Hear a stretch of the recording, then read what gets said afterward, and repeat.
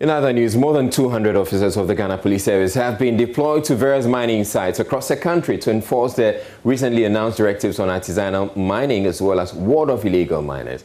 The deployment comes on the back of a similar deployment of officers from the Ghana Armed Forces, and it isn't clear whether the police would replace the military. Speaking at an event to dispatch the officers, Deputy Minister Designate for Lands and Natural Resources George Mrekuduka urged them not to allow themselves to be compromised with financial inducements, as this will ruin the good intentions of government. Richard Kodjonyako has more in the following report. The contingent of the Ghana Police Service are expected to provide security at the large-scale mining concessions across the country as part of government resolve to sanitize the mining sector. The deployed police personnel have undergone a 2-week pre-deployment training to shore up their expertise in dealing with mining-related issues. Deputy Minister Designate for Mining and Natural Resources, George Mrekuduka, charged the personnel not to be compromised in their duties at the site. The officers and men, I'm told, have also received training on the need to comply with the voluntary principles on security and human rights. As you are aware, the fight against illegal mining and the protection of our environment is a national priority. Glorious as this day may be, let us keep in mind that a more wonderful future awaits us if we are able to win the fight against illegal mining and other crimes in society. The temptations of bribery, greed for money, and many more will try to sway you off your purpose. But I urge you to put on the armor of patriotism, selflessness, and integrity in the discharge of your duties and in the national interests. He offers an explanation on whether or not these contingents would be replacing the military that were deployed for the same efforts. We used to have the military around the large-scale concessions.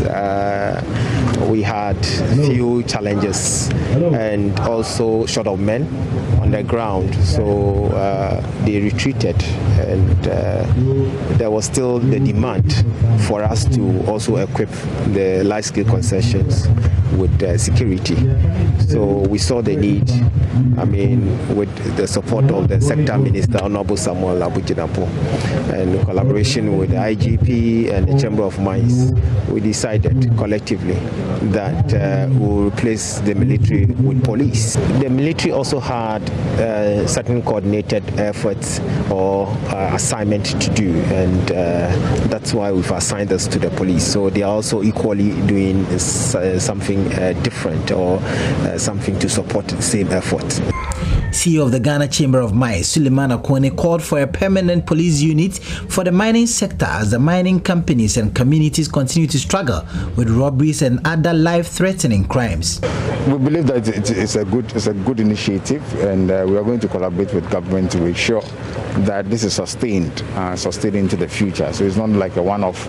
My expectation is that this would actually translate into having permanent presence of police within the industry. The Deputy Minister Designate spoke about encroachment, which even translates into breaking into explosive magazines and all of that. And sometimes they even go to the gold room where they really want to steal gold. This is pure theft. So it's a major issue when you don't have the requisite security apparatus to really help you to address this. And because the resources belong to all of us, it's a national resource. Although we have actually outsourced the mining to third parties, it still belongs to us. And therefore, if we are interested in these resources, which I believe we are, then we should make sure that the best of security is actually afforded. The Ghana Police Service is upbeat that the police personnel that are deployed would discharge their duties professionally and ethically. Richard Kodjonyako reporting from Winneba for Joy News.